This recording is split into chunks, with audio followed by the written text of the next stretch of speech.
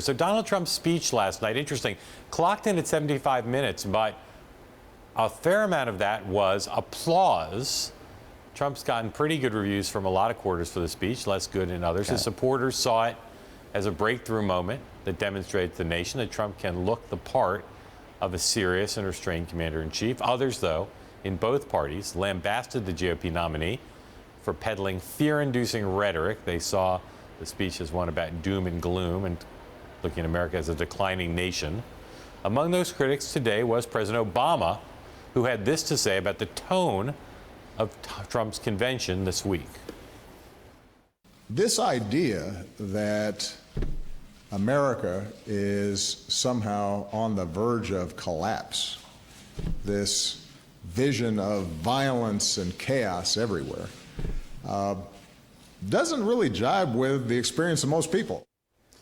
Mike, did Trump in his speech last night do what he needed to do to help himself after 3 more rocky days at the convention in Cleveland? No, I don't think he did. The speech read different. I mean, we got a little bit different in substance from Trump last night, but style was the same. The delivery was the same, sort of full-throated, angry, hoarse Trump that, I mean, he'd worked himself into a lather, was sweating by the end of that thing. And, but substantively, there were some changes. Most significantly, he's watered down his Muslim ban. He talked about building the wall, promised to build a wall. That elicited some chants from the faithful in the crowd, but there was no mention of Mexico. We look back at the acceptance speech or the announcement speech. There were 23 mentions of China last night. There was only 3. But I think the tone of it, the length of it, I think it missed the mark. Yeah, look, these things are subjective, and we'll see who's right when the polling comes out and see if he got in a bounce. I'm much more bullish on that speech than you are, Mike. I thought he showed people he could be restrained. He framed the election as one about change versus more of the same, and argued that the status quo in a range of areas, at home and abroad, are not good. Status quo is not good enough, and that he's the only person who can change it.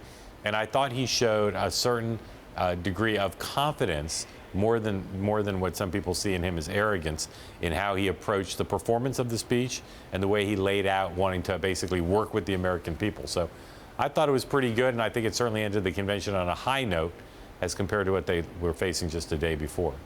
Yeah, and he made a couple outreaches to minority groups. He mentioned the LGBTQ community. There was some sort of tacit pleas to the Hispanic community, but again, I just think these are a day late, a dollar short, and sort of weak attempts.